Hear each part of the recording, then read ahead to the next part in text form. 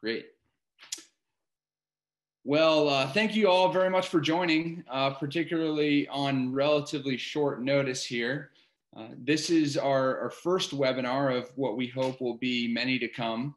So on that note, please bear with us if we do encounter any technical hiccups along the way tonight.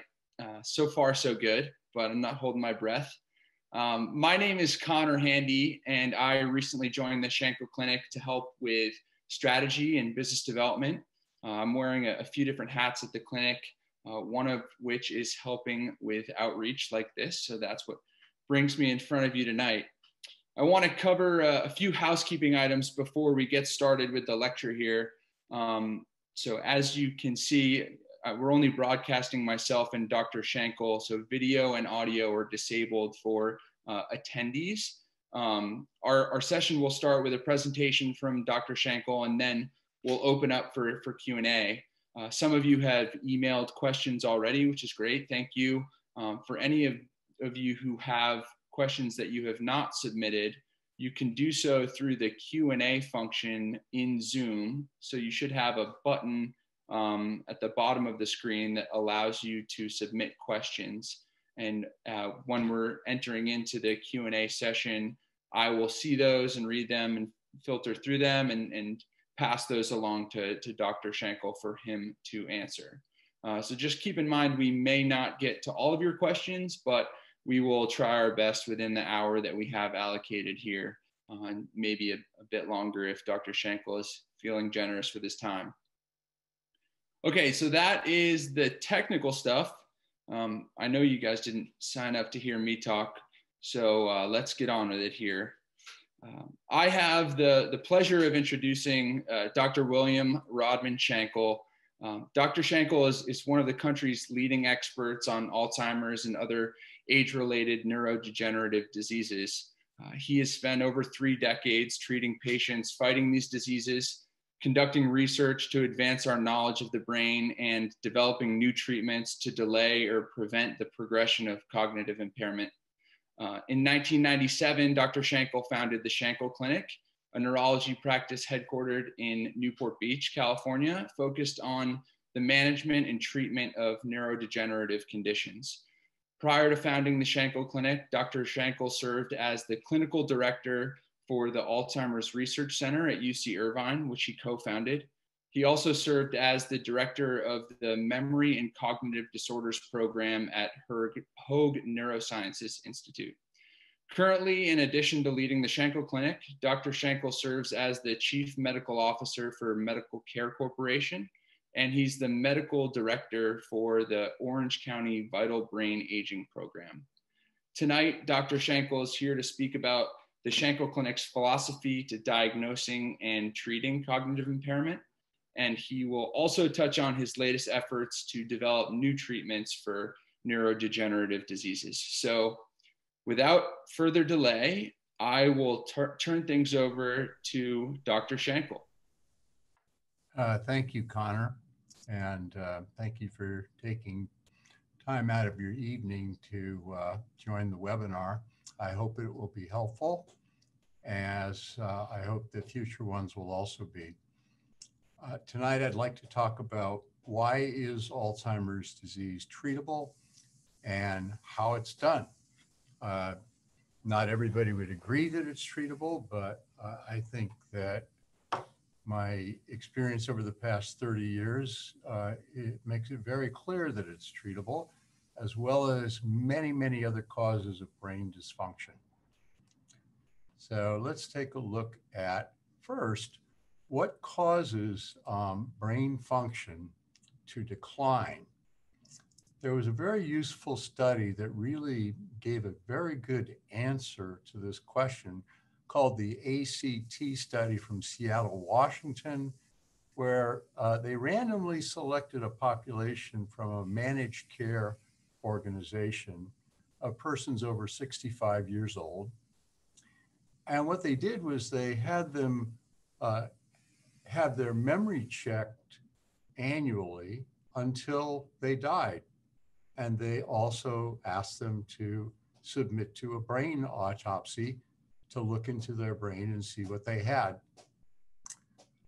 So what you'll see next is the group of people who were still cognitively normal the year they died. And what you see on the x-axis along here are the 112 individuals who were normal. And on the y-axis here, you see the amount of disease they had in their brain. And they looked at 3 types of diseases that are pretty common. The red type was disease due to vascular disease, reduced blood flow, small strokes, etc. The blue was Alzheimer's disease, and the green was Parkinson's or Lewy body disease. And what you see is the amount of disease that different individuals had the year they died, and they were all normal. So the first thing to point out is that you can, in fact, have damage to the brain and still be normal. That does not make you your brain dysfunction necessarily. So what it does cause the brain to dysfunction? The simple answer is the amount of damage. This picture over here looked at the amount of these different diseases in individuals who had cognitive impairment or dementia the year they died. And the big picture here is they had 3 times as much disease on the average. What that's saying is that there is a pathway to preventing brain dysfunction. And the pathway is to avoid exceeding the amount of damage that crosses a threshold in the brain that produces symptoms of brain dysfunction. So that begs the question, how do we keep the brain from accumulating these different lesions from these different diseases? The next slide gives you a pretty good answer to that question. Let me clear all my squigglies. First of all, at a very high level, there are certain factors that increase the production of proteins in the nerve cells and other cells of the brain that are not properly folded. And you're going to hear a lot about misfolded proteins, because the dominant theory today is that all degenerative brain diseases are a consequence of excessive misfolding of proteins. And so if we ask the question, well, what are the factors that increase misfolding? You can break them down into factors that affect blood flow, like heart disease or lack of physical exercise, or lack of continued stimulation of your mind, delivery of the fuel to the brain, oxygen and glucose, sugar. And then the nerve cell's ability to maintain itself, because like all cells, nerve cells in the brain undergo constant repair. They have a variety of systems that remove damaged proteins, misfolded proteins, and other sorts of injuries in the cell to allow it to continue to function for the lifespan of an individual. Certainly, other factors that can affect the brain would be brain injury, like a head injury or a car accident. And so that can also contribute to the production of misfolded proteins. And what I'm showing you below that is the risks for two misfolded proteins called beta amyloid and tau. And those are the misfolded proteins that accumulate in Alzheimer's disease. For other diseases, there are different misfolded proteins, such as in Parkinson's disease or Lewy body disease. There's a different misfolded protein called alpha-synuclein. So we believe that the accumulation of these misfolded proteins is a major cause of degenerative brain disease. And factors that will increase the production of them are very, very common medical conditions if they're not well managed and well controlled. And you can think of virtually every chronic disease has an effect on the brain.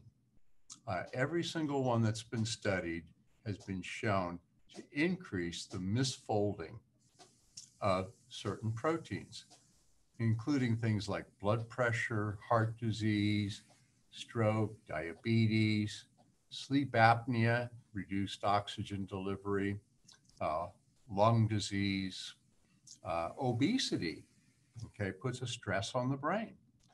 Low good cholesterol, the HDL below 45, high LDL above 100, increases the production of these misfolded proteins that lead ultimately to Alzheimer's disease, if it's beta amyloid or tau, or other degenerative diseases, if it's a different misfolded protein.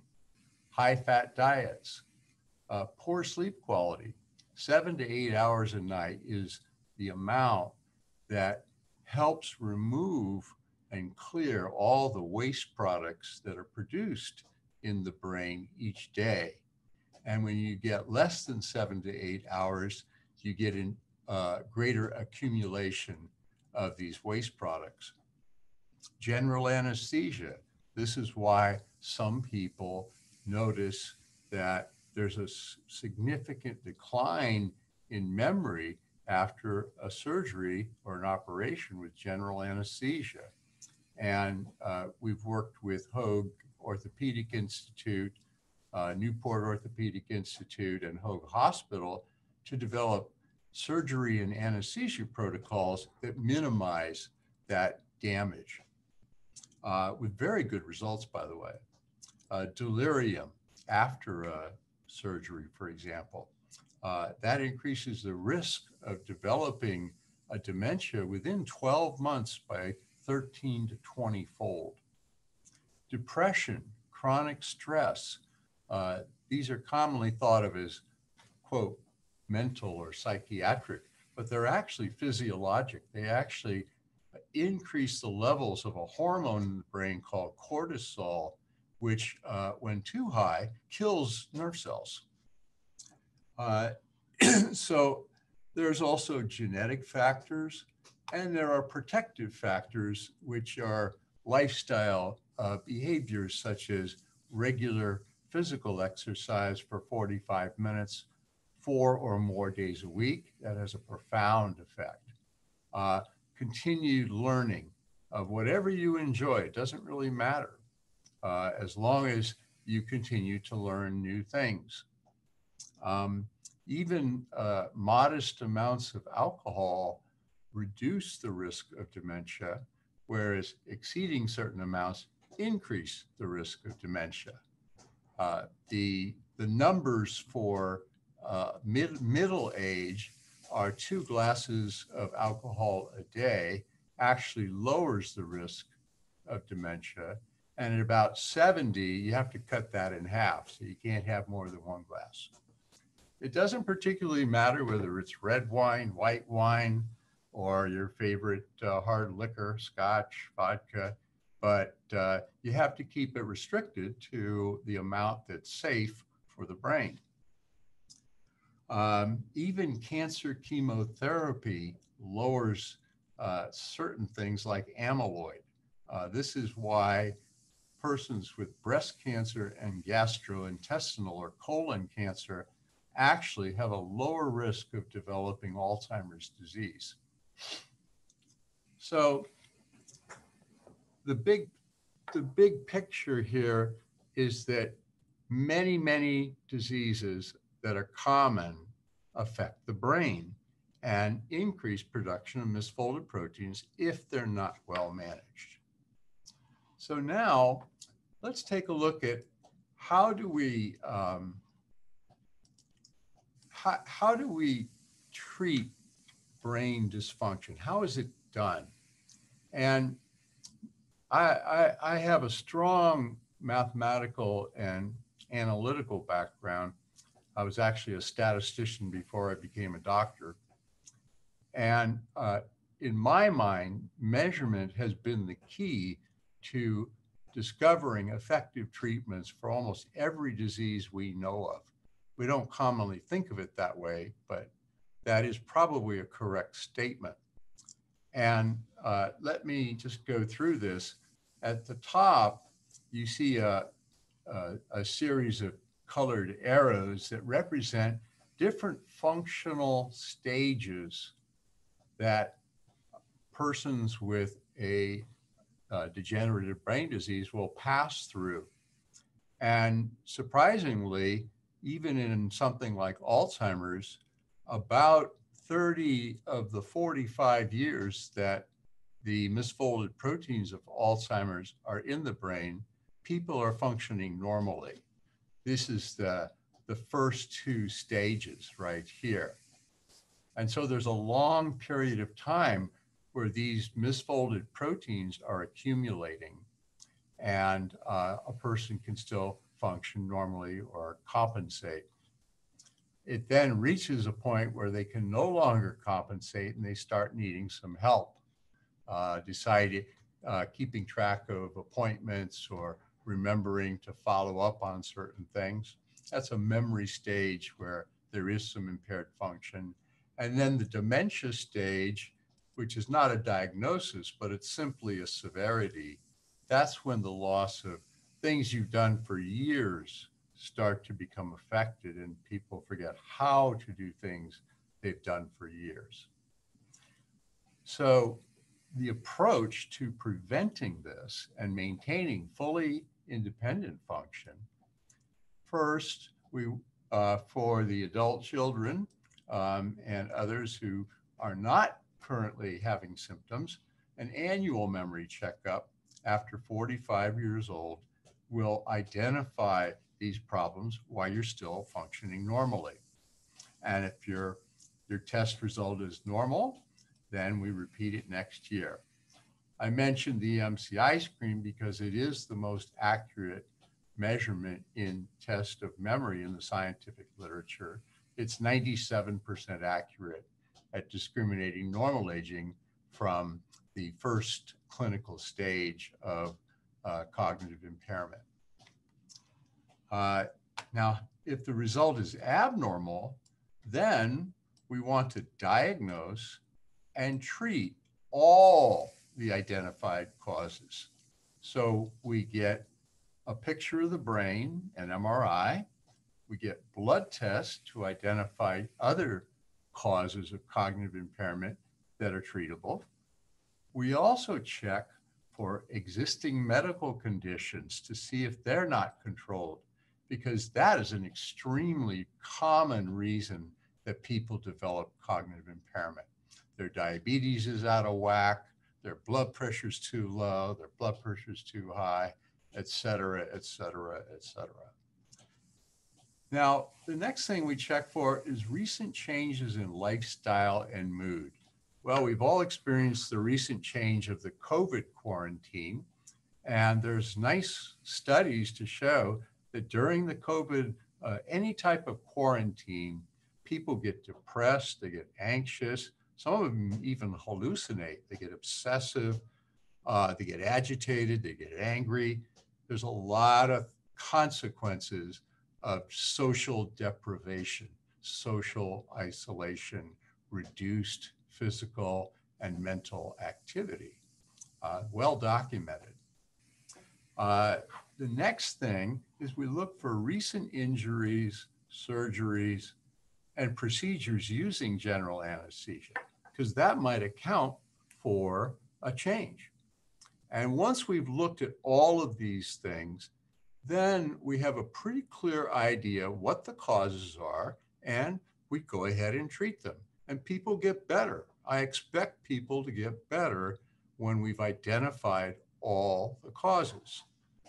Now, there's one more group that we look at, and that would be degenerative brain diseases. Okay, these are the misfolded protein disorders in addition to what I've just shown you. So how do we detect a degenerative brain disease? We look for the misfolded protein elevation. And to do that, we need cerebral spinal fluid right now. Now, a lot of people go, ooh, a spinal tap? And I used to do that too, but I decided it was such an important test that we set up a protocol so that we have now done more than 600 individuals to get a spinal fluid test, and only 8 of 600 have had any pain at all, and all 8 had severe crowding of the nerve fibers in their low back, the so-called spinal stenosis. So it's actually hard to get a needle in there and get fluid. So with the protocol we've developed, unless there's spinal stenosis, there's not going to be pain. And that's a big advantage, because this then allows us to look directly at the disease process. If we find that there's elevated misfolded proteins, then there are both supplements, there's medications, there's antibodies that can either block their accumulation or actually lower the existing amount in the brain. And I can't tell you now how many patients I've seen where we've actually been able to lower the levels of these misfolded proteins enough so that we actually can see partial improvement. Now, for any cause of brain dysfunction, regardless of what it is, the absolutely critical to monitor the course, measure the effect of treatment, make sure that people aren't getting worse, make sure you haven't missed something. Okay, that's key. So the next thing I'm going to show you is a very busy slide, and I'll walk you through it because it's the fundamental basis for our thinking about treating degenerative brain diseases. And this is the misfolded protein hypothesis of brain degenerative disease. First, it's useful to know that when your cells make proteins, they don't function initially until they actually get folded. They have to be folded to function properly. Well, you have an incredibly complex machinery in each cell that makes the proteins, folds them, it actually packages them, sorts them out, sends them to the right locations. And that works most of the time. This is actually what the machinery looks like down here, but I'm not going to go into the details. That's not critical. There's also your support team in your cells. This is the defensive team of a football team, you can think of it as. And these defense mechanisms are on the lookout for a misfolded protein. And if they find one, there's 3 things they can do. They can unfold the misfolded protein, just like if you folded your laundry improperly and somebody caught you, they might make you refold it.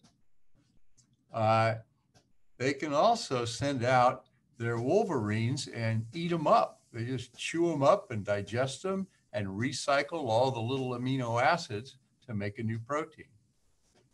And then there's your immune system that gets involved. And that's what I'm going to tell you a little bit more about. These are the antibodies that roam in your blood and your brain that will recognize a misfolded protein. And here's a good example of one misfolded protein. All these little blue things here that are attached to this core of a protein are misfolded. And that's what it looks like. They aggregate together. And the danger when they aggregate together is that they go down to your cell membrane and they anchor into it. Well, your cell membrane is basically where all the action is in cells. That's how cells function, is at the membrane. And so when they're stuck inside a membrane, they can do lots of nasty things. They can punch holes into your cell membrane, and all of a sudden your nerve cells start to leak. And now that's got to be repaired. But if enough of these punch holes into your cell membrane, there's not enough repair going on, then the nerve cell stops firing an electrical signal and it stops working. And if you get enough of that happening, that's when you see brain dysfunction. What you see right next to this misfolded protein are antibodies. I've circled them in black. And these antibodies, they recognize the misfolded protein and they bind to them. And they prevent them from anchoring into the cell membrane. And there's a mechanism for transporting them out of the cell and being excreted from the brain. And we can actually measure that in the spinal fluid. That's why we do it. I'm going to go through, so that is the misfolded protein hypothesis.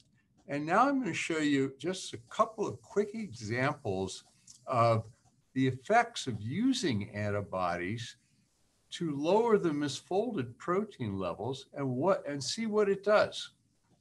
So the first example is a patient who was 53 years old with a strong family history of Alzheimer's disease.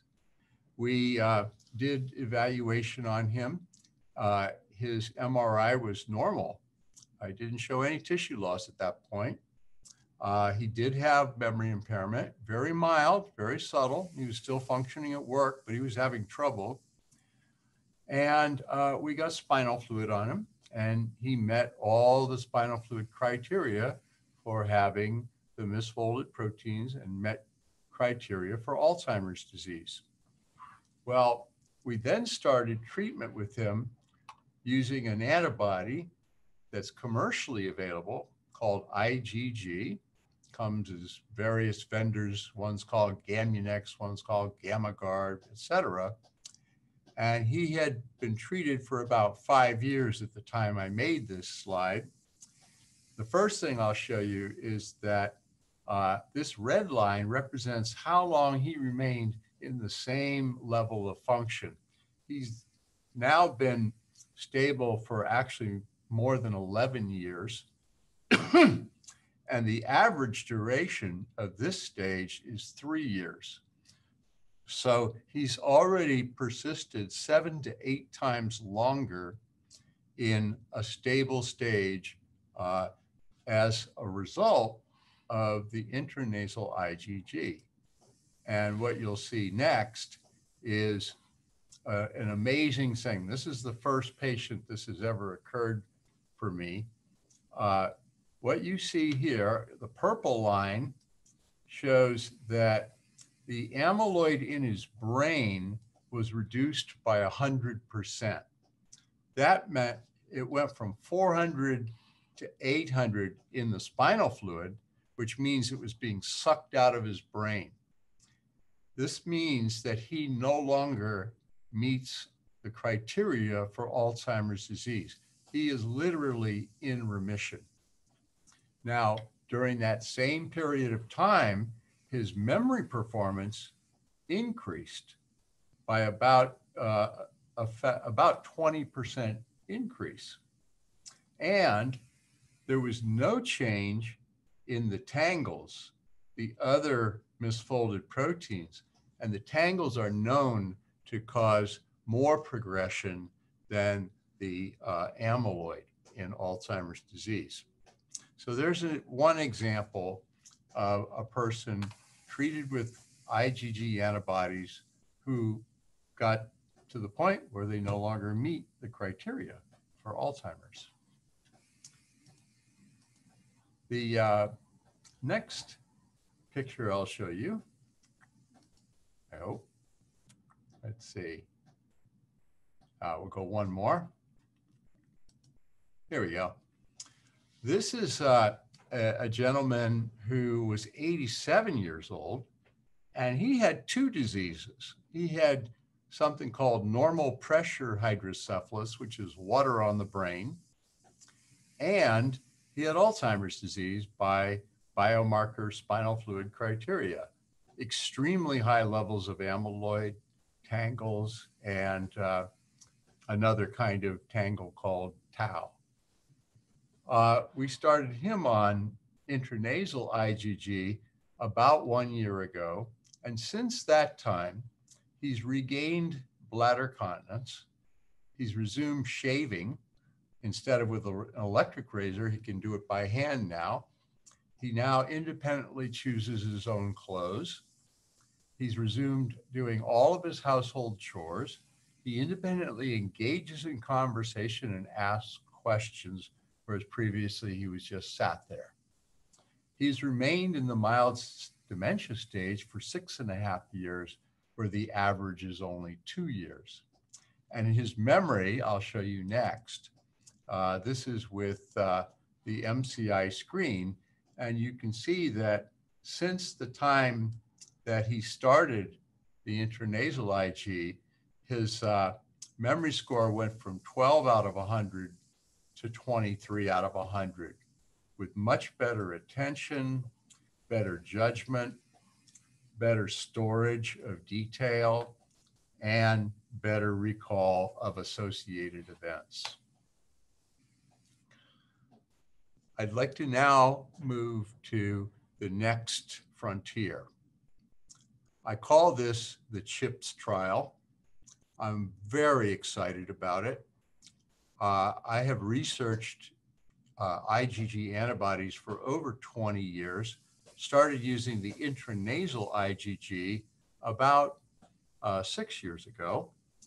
What this is going to do, this CHIPS trial, and you'll learn why I call it CHIPS, is we will be able to develop a patient-specific method for detecting, diagnosing, treating, and accurately assessing outcomes of people with no symptoms or people with symptoms with brain degenerative diseases for both clinical trials, clinical research, and routine clinical practice.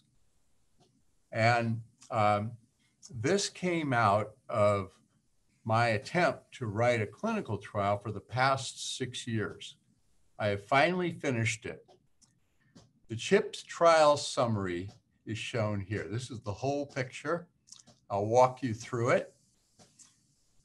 We will take a sample of blood from the individual, and Dr. Charles Glabe at UC Irvine has developed an array of 500 or more misfolded proteins. Each of the misfolded proteins is in one of these wells in the micropore array.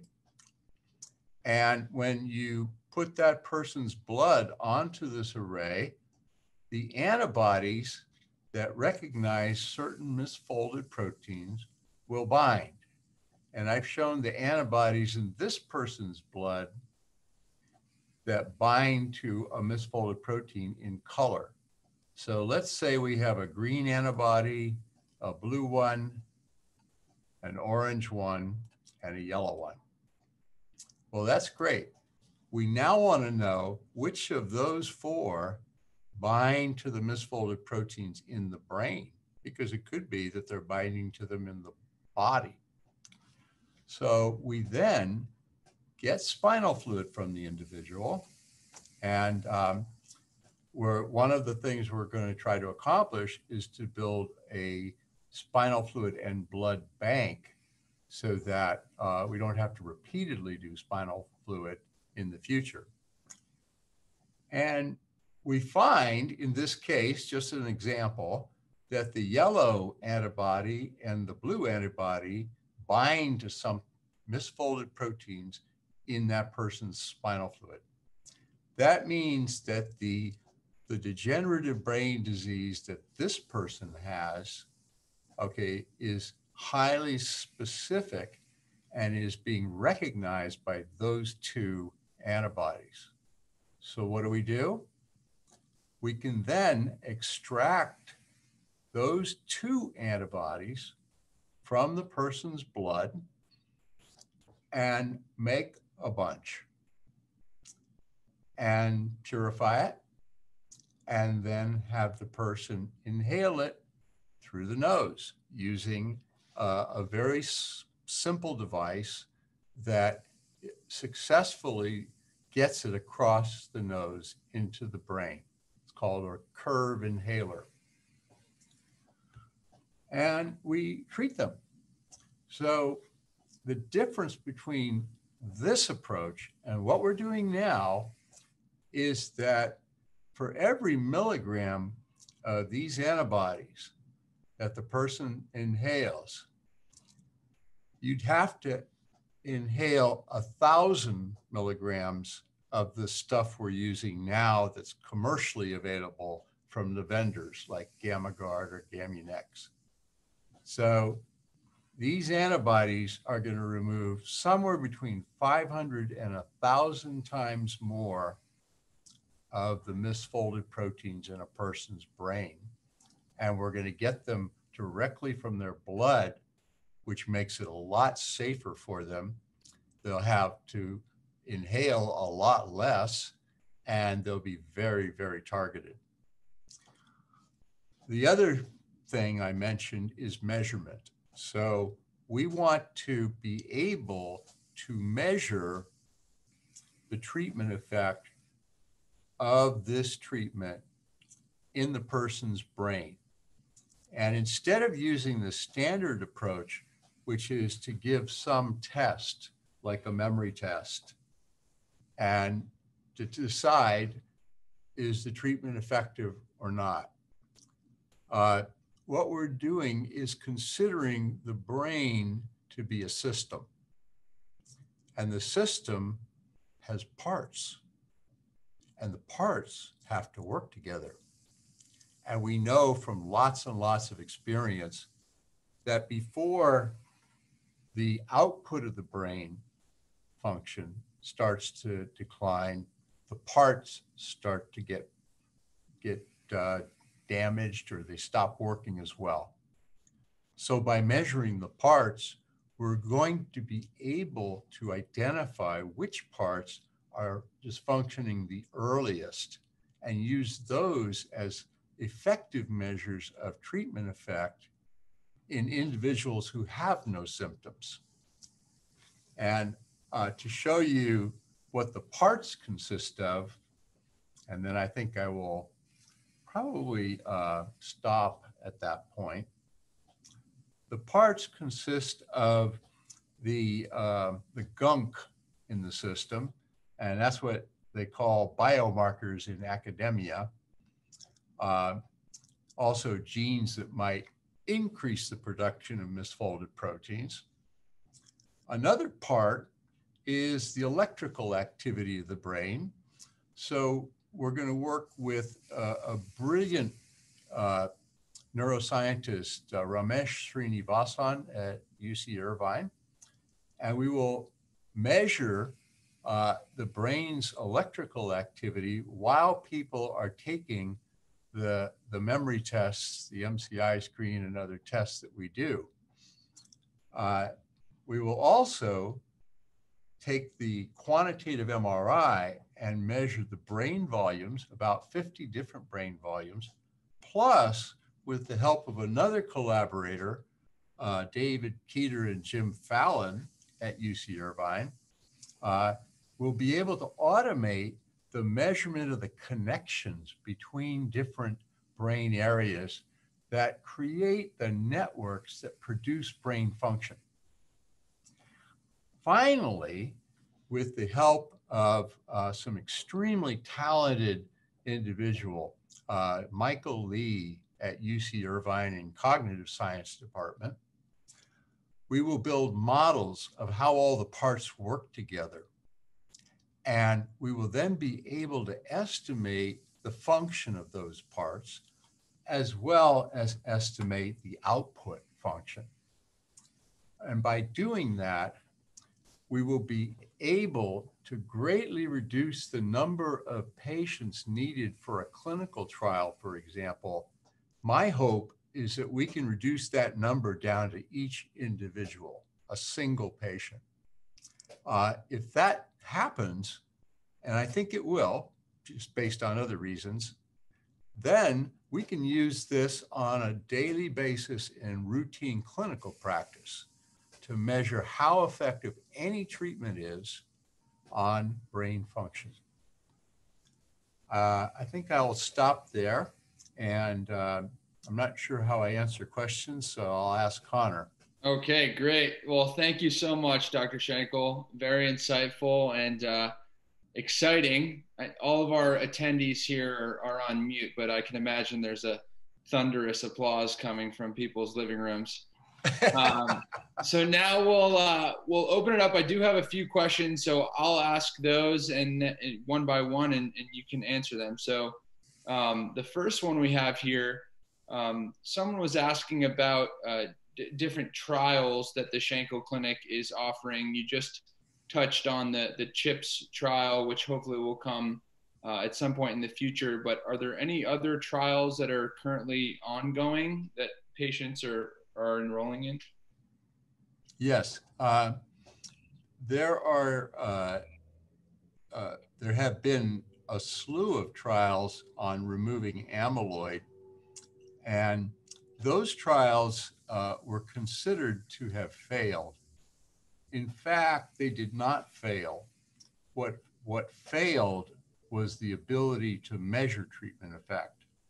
I have had a lot of patients in those trials, and by looking at their rates of progression in terms of the brain volumes and their cognitive performance and their function, by looking at those rates of progression before they started the trial, and then during the trial, and then after the trial was declared to be failed, it was absolutely clear these trials worked. And what was really interesting was that you could even get down to the point where if a person has tangles in a particular brain area and you remove the amyloid there, it didn't stop the progression in that area. But in another area, if they didn't have tangles and you remove the amyloid, the brain stops deteriorating in that area.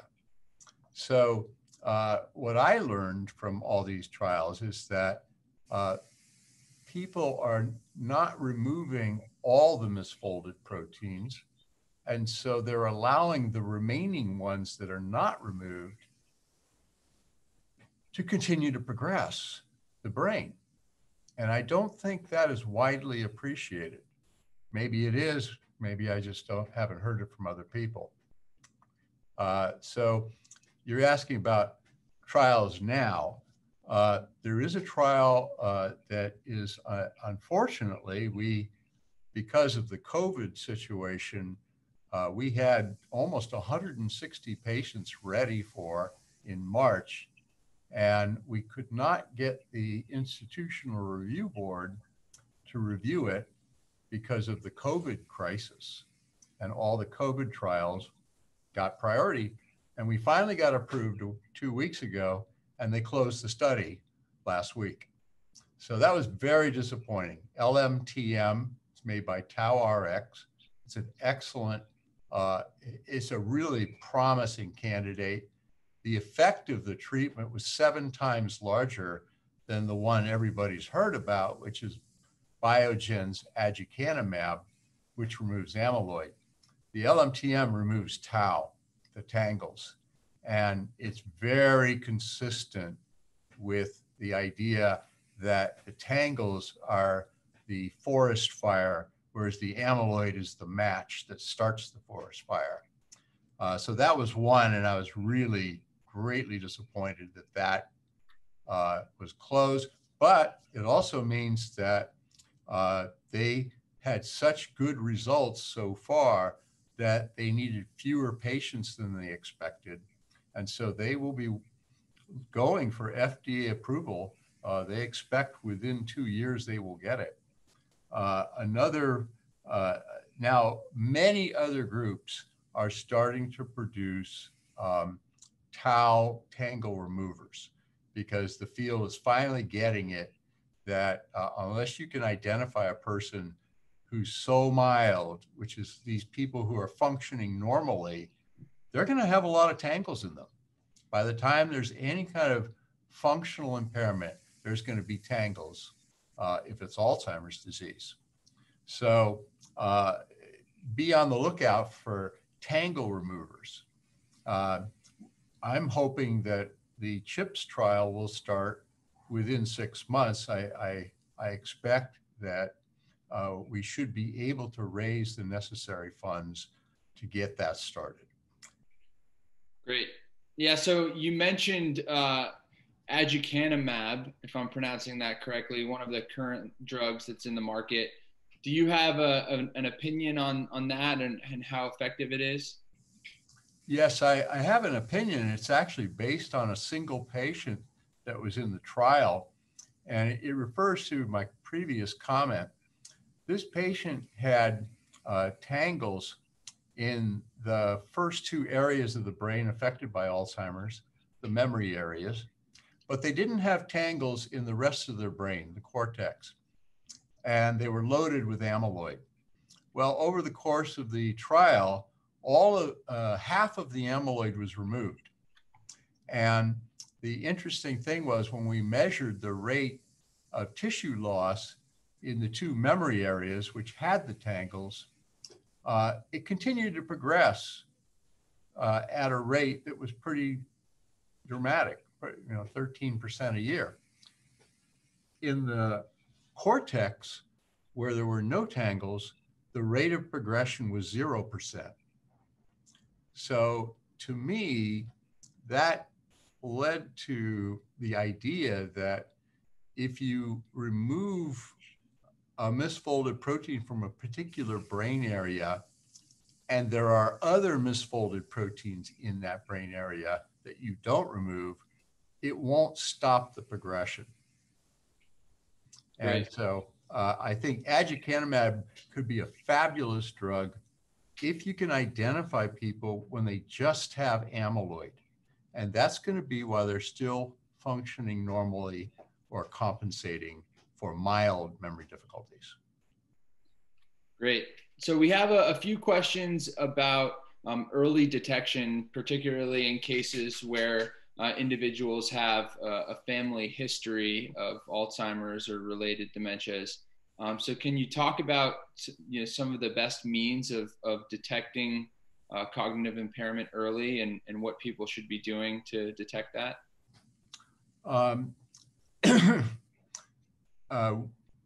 We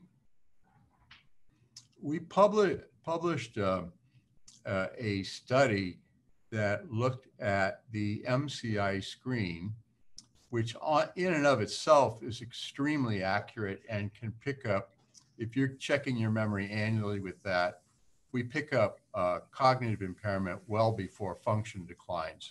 And that's ideal for really getting fantastic results. But we also do mathematical modeling of these memory tasks. And we showed that the parts underlying in the brain that are involved in processing memory, like storing the information, attending to it, and then retrieving it. If we can measure those parts, we can pick up individuals about 4 years before they will actually develop any functional impairment due to Alzheimer's disease. And at that point, you start removing, you identify the misfolded proteins and you start removing them. Right. Yeah. So you mentioned the MCI screen. Where can people go about taking that screen, and what does it exactly entail? The MCI screen is very simple. It's a 10-minute memory test. We've used it at the Shankle Clinic since 2002. It's obviously done at the Shankle Clinic. It's actually available to any clinician. It's online, so any clinician can access it and use it. Doesn't require a neuropsychologist. The other place is the Orange County Vital Brain Aging Program. They have been using the MCI screen for the last 10 years. And that's a very nice way to do it, since you check yourself once a year. And as long as everything's hunky-dory, you come back the next year and learn about any new developments in terms of lifestyle modifications or other early detection methods. I'm hopeful that as a result of the CHIPS trial, we'll be able to take a blood test as well to identify if there are misfolded proteins and a person has a degenerative brain disease, but they're still completely normal. And so following on to that, for people with a family history of these conditions, when would you suggest that they start taking that screen or monitoring for any effects? Well, memory starts to decline, a certain type of memory starts to decline at 45 years old. And it's very hard for people to distinguish the type of memory affected by Alzheimer's and the type of memory affected by age. And so I would suggest that from 45 years old on, that people check their memory annually. It also provides a beautiful graph that helps them recognize if there's any dips that could indicate the development of an underlying condition that needs to be treated. Great. So a few more here. So you mentioned, potential impact from general anesthesia on, and cognitive impairments stemming from that. An attendee had a question about whether that was reversible or that was kind of permanent, the result from general anesthesia. General anesthesia, certain types, the older types, sevoflurane and desflurane, they increase the production of these misfolded proteins. And patients who are over about 60 years old, if they have surgery with general anesthesia without the modified protocol that we developed, there's a 1/3 chance they will have cognitive impairment that's worse than before the surgery at 3 months. And then by 12 months, 10% will still have cognitive impairment that's worse than before the surgery. Those are typically going to be people who had an underlying brain condition at the time of surgery, and it tipped them across that threshold. So, I typically will repeat cognitive assessment 3 months after a patient has had an operation, and then at 6 and 12 months to be sure they are having a full recovery.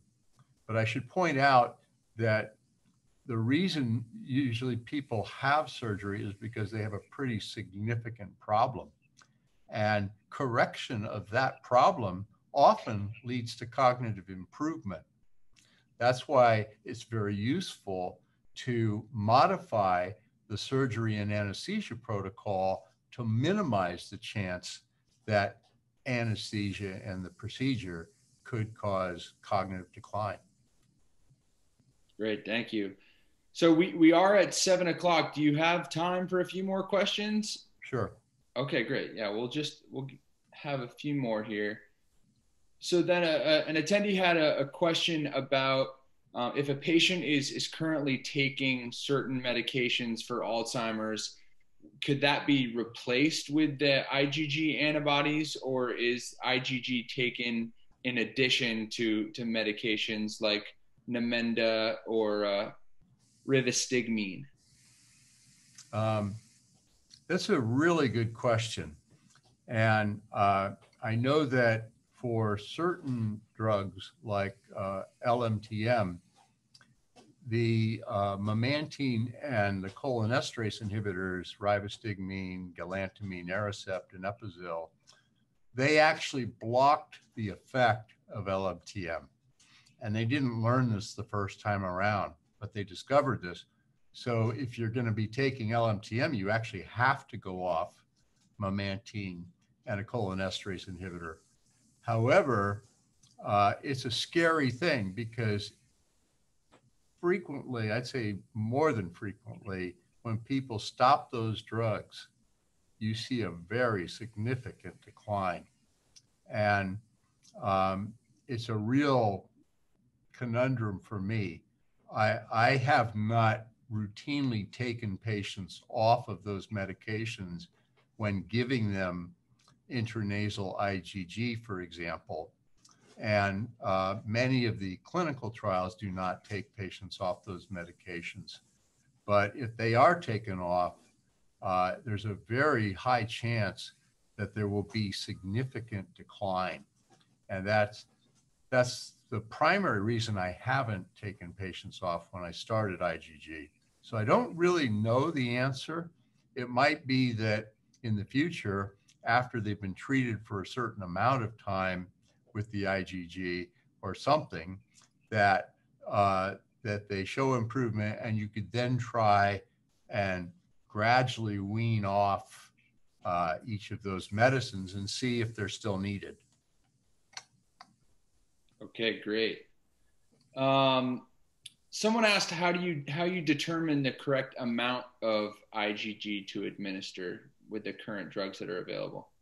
Well, originally, everybody still does this except me now. And I don't mean to brag because I'm not happy about it. It makes it harder to gain acceptance. But the standard dosing for Alzheimer's disease was 0.4 grams of IgG per kilogram every 2 weeks, delivered intravenously. Well, that runs up to about $10,000 a month. And for about 10 years, I only treated about maybe 30 or 40 patients, but the results were so amazing in terms of somewhere between a 200 and 700% delay compared to the previous rate, that, you know, when patients could afford it, I would do it. But I did look for a way to lower that cost. And I ran across an article that showed that the mouse can inhale through the nose IgG, and it gets across into the brain. Why is that significant? Because when you inject it or infuse these antibodies into the blood, only 0.1% get into the brain. And that's why you have to give so much. It's also a reason why there's a lot of side effects, like hemorrhage in the brain. 30% of patients on aducanumab had some level of hemorrhage. Maybe it was asymptomatic, maybe there was no problem, but maybe there was death, you know, so it's not a trivial problem. And if you can lower the doses enormously, you can reduce the risk of that. Well, when I shifted to intranasal, just for comparison purposes, I was using around 60 to 70 grams of IgG a month intravenously, and I used 2 to 4 grams a month when you inhale it through the nose. That's about a 30-fold reduction. And that was not scientific, that was more practical.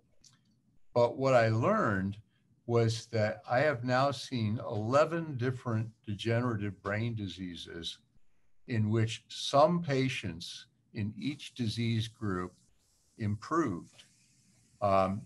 One recently really blew me away. It was a patient with progressive supranuclear palsy. That was Linda Ronstadt's disease, okay? And this patient was falling all the time, almost daily. And after 3 months of intranasal IgG, she had only fallen once. That's a huge clinical effect. I had a patient with another terrible disease called multisystem atrophy. It's in the Parkinson's family, but it's much worse. And this patient was able to resume their business transactions and become a businessman again. And they had massive improvement in memory after 6 months. I had another patient with Parkinson's. I had several patients with Parkinson's. One of them, after a year, went from shuffling, drooling, couldn't get out of a chair, soft voice, to all of those symptoms resolved except for tremor of the lip. And I've had two ALS patients. One I had difficulty monitoring because of the distance. Another one could no longer speak because of all the twitching in the tongue. Well, after several months, she was able to speak, but then she lost it. Then she'd only been able to walk 2 blocks, and after a few more months of IgG, she walked 2 miles a day for quite a long time. And unfortunately, we don't know enough about how much a person needs and how to get it into the brain without letting all the other antibodies that have nothing to do with removing misfolded proteins. That's the distinction with the CHIPS trial. It's only going to give antibodies against misfolded proteins. So a lot of the potential side effects from other antibodies go away. The dose goes down and by 500 to 1,000-fold, okay, to get the same effect that I'm getting now. And when you deliver it intranasally, there's at least a 30-fold increase in the penetration into the brain compared to intravenously. So when I use these antibodies from your blood, it's going to increase the removal of misfolded proteins by a factor of 500-fold compared to what I'm currently having people inhale. And compared to intravenous, it increases the removal by a factor of 15,000-fold misfolded proteins. So I'm very excited about this. Wow, great. Yeah, thank you. So we're 9 minutes past. Last question. Someone just asked about the name, the CHIPS trial. I don't know if you covered that, but could you reiterate what CHIPS stands for? I assume it's not because your favorite snack is potato chips. Well, CHIPS, if you think about how does the brain work, okay, well, it starts at the single connection on a neuron called a synapse. 20,000 synapses on each neuron. And the synapse can only do, it can increase the electricity on the neuron. At the neuron level, the neuron can fire a signal, can fire an action potential, an electrical spike, and communicate with other neurons. when you put a column of neurons together, 100,000 neurons, then that column can respond to a stimulus from the outside world, like the color red or the color blue, or an angle between 15 degrees and 10 degrees. When you put a bunch of those columns together, yeah, it can also respond to a red beak. When you put more of those columns together and you network them with other brain areas, then it sees a robin. Okay, so the brain processes information hierarchically to produce brain function, hence the name CHIPS, Cerebral Hierarchical Information Processing System. That's the key. And nobody's doing it in the drug companies at all. It's unbelievable to me. Great. Well, thank you so much. We're 11 minutes past, so we'll wrap things up. Thank you so much for the talk and taking all this time to answer these questions. And thank you for everyone who has stayed on. We will be making this recording available. So stay tuned. We'll follow up with a link to the recording, and it'll also be posted to our website. So sorry to those of you who didn't have your questions answered, but we look forward to the next webinar, or perhaps bringing them up in your next visit to the Shankle Clinic. So thank you all very much, and have a great night. Bye-bye.